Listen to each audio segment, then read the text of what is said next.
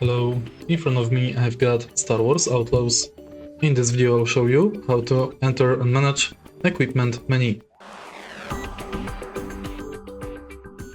In the beginning, let's go to menu and now go to equipment.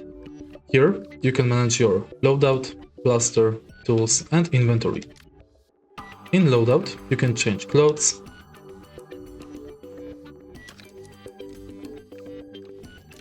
and select Nick's Treat. Also, you can select charms. In Blaster, you can adjust your blaster appearance and you can upgrade it.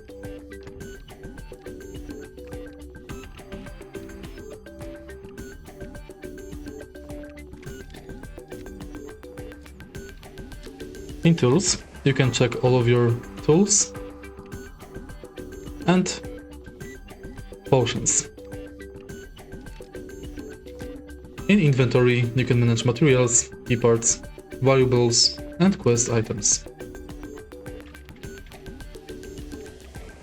If you find this video helpful, please leave a like, comment and subscribe.